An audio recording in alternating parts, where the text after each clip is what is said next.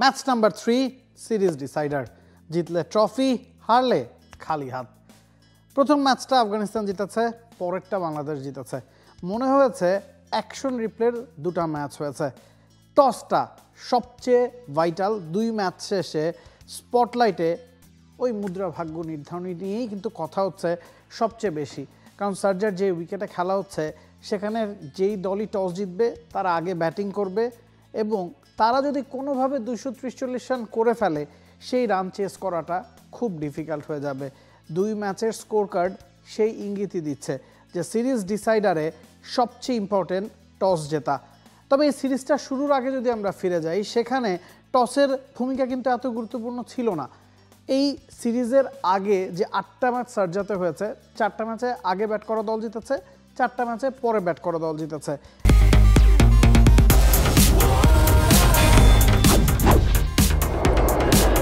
বাংলাদেশের প্রথম লিমিটলেস ইন্টারনেটে ছাড়িয়ে যাক নিজের লিমিট।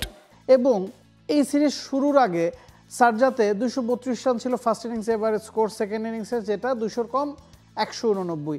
তবে সিরিজে যে ধরনের কন্ডিশনে খেলা হচ্ছে, যে ধরনের উইকেটে খেলা হচ্ছে এবং যে ধরনের আবহাওয়ায় খেলা হচ্ছে, টসটা খুব বেশি গুরুত্বপূর্ণ মনে হচ্ছে। এবং দুই দলের শক্তিমত্তা যদি আপনি তুলনা করেন সেক্ষেত্রে আপনাকে মানতেই হবে যে টস জেতা দল এই ম্যাচে অনেক বেশি আপার হ্যান্ডে চলে যাবে। বাংলাদেশের জন্য সেটা কতটা আসলে সত্য, আফগানিস্তান মনে হচ্ছে যে তাদের স্পিন শক্তির কারণে বাংলাদেশের চেয়ে ফেভারিট তকমা নিয়ে এই সিরিজটা শুরু করেছিল। তাদের কাছে 5 জন স্পিনার আছে, যাদের মধ্যে 4 জনকে তারা খেলাচ্ছে। অন্যদিকে বাংলাদেশের কাছে 3 জন স্পিনার থাকার পরও বাংলাদেশ 2 জন স্পিনার খেলাচ্ছে এবং বাংলাদেশ মূল অ্যাটাকটা আফগানদেরকে করছে 3 পেসার দিয়েই। তো দুই দলের স্ট্র্যাটেজিটা কিন্তু এখন পর্যন্ত দুই রকম। আফগানিস্তান স্পিন দিয়ে বাংলাদেশকে ঘায়েল করছে, বাংলাদেশ আবার পেস দিয়ে আফগানিস্তানকে সেই জবাবটা দিচ্ছে। এখন এই ম্যাচে দুই দলে কোনো বদল আসতে পারে কিনা, স্ট্র্যাটেজির কোনো পরিবর্তন আসবে কিনা, সার্জাতেই টানা তৃতীয় ম্যাচটা হতে যাচ্ছে। প্রথম দুটো ম্যাচ 1 উইকেটে হয়েছিল, এই ম্যাচটা হয়তো ভিন্ন উইকেটে হবে এবং সেক্ষেত্রে বাংলাদেশের স্টার্টিং লাইন আপে খুব বেশি বদলের সম্ভাবনা নাই। কারণ বাংলাদেশ মেহেদী হাসান মিরাজের সাথে নাসুমকেই হয়তো এই ম্যাচটা খেলাবে এবং 3 পেসার যেহেতু ভালো ফর্মে আছেন, ওই জায়গায় বদল আনার সম্ভাবনাটা একটু কমই মনে হচ্ছে। এবং নাজমুল হোসেন শান্তর ইনজুরি কনসার্ন আছে, 2 ম্যাচেই রান করেছেন, একটাতে 47, একটাতে 76। তবে গেল ম্যাচটাতে একেবারে শেষের দিকে ফিল্ডিংয়ের সময় তিনি কিন্তু মাঠ থেকে উঠে গিয়েছিলেন। যদি তিনি পুরোপুরি ফিট না হন এবং তাকে নিয়ে বাংলাদেশ ক্রিকেট বোর্ড ঝুঁকি নিতে না চায়, সেক্ষেত্রে মেহেদী হাসান মিরাজ তিনি ক্যাপ্টেন্সি করবেন। বাংলাদেশ দলে অপশন খুব একটা নাই, জাকির হাসান আছেন, গেল ম্যাচে ফিল্ডিংয়ের সময় তিনিও একটু আঘাত পেয়েছেন। তো অবস্থা দৃষ্টে মনে হচ্ছে এই অল ইম্পর্টেন্ট ম্যাচে ক্যাপ্টেন শান্ত হয়তো বাইরে থাকবে না। সেক্ষেত্রে সম্ভাব্য একাদশে পরিবর্তনের সম্ভাবনা আসলে খুবই কম। নাজমুল হোসেন শান্ত, সৌম্য সরকার, তানজিদ তামিম তারাই টপ অর্ডারের ভারটা সামলাবেন। মেহেদী হাসান মিরাজ, তাওহিদ হৃদয়, মাহমুদুল্লাহ রিয়াদের সাথে গেল ম্যাচে অভিষেক করা জাকের আলী অনেক আছেন। স্পিন ডিপার্টমেন্টে মিরাজ, নাসুম এবং 3 পেসার শরীফুল, তাসকিন এবং মুস্তাফিজ। এই হচ্ছে বাংলাদেশের সম্ভাব্য একাদশ।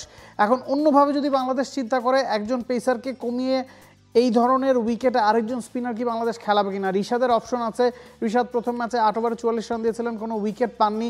যদি রিশাদকে খেলাতে হয় তাহলে মনে হয় শরীফুলের ওপর কোপটা পড়তে পারে, কারণ মুস্তাফিজ 2 ম্যাচে 6 উইকেট নিয়েছেন, তাসকিন 2 ম্যাচে 5 উইকেট নিয়েছেন, তুলনায় শরীফুল 2 ম্যাচে তার উইকেট 2টা।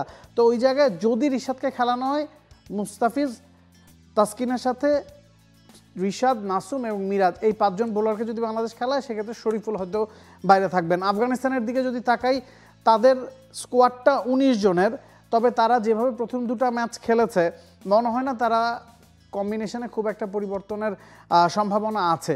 এর কারণ হচ্ছে তাদের সম্ভাব্য একাদশ যদি আমরা দেখি, ব্যাটিং অর্ডারে সবাই কম বেশি রান করেছেন, বোলিং অর্ডারেও সবাই উইকেটের মধ্যে আছেন এবং তাদের বোলিং লাইন আপে 7 জন বোলিং অপশন আছে। আজমতুল্লাহ ওমর আজাই, গুলবাদিন নাইবের সাথে ফাজল হক ফারুকি 3 পেসার, এছাড়া নবী, রাশিদ খান, নাঙ্গুলাল খারোটে, গাজনাফার।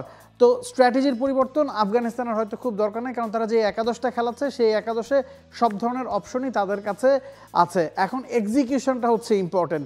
টস যদি আপনি হেরে যান সেক্ষেত্রে প্রতিপক্ষকে 230-40 করতে না দেওয়াটা হচ্ছে সবচেয়ে বড় চ্যালেঞ্জ। বাংলাদেশ যদি টস হেরে যায়, আফগানিস্তান যদি আগে ব্যাটিং করে, সেক্ষেত্রে এই ম্যাচ জিততে হলে বাংলাদেশকে আফগানিস্তানকে অন্ততপক্ষে 200 নিচে রাখতে হবে। 200 রানের বেশি আফগানিস্তান করে ফেললে বাংলাদেশের জন্য জয়টা কঠিন হয়ে যাবে। একই কথা আফগানিস্তানের ক্ষেত্রেও খাটে। হ্যাঁ, তৃতীয় ম্যাচে সিরিজ ডিসাইডারে টসটা সবচেয়ে ভাইটাল, তবে টস হেরে গেলেই যে আপনি ম্যাচ থেকে ছিটকে যাবেন হয়তো সেটা না, সেক্ষেত্রে এক্সিকিউশনটা খুব বেশি জরুরি। And click on the bell icon. Follow us on Facebook and Instagram. Download T-Sports app to enjoy exciting games and highlights. Visit tsports.com.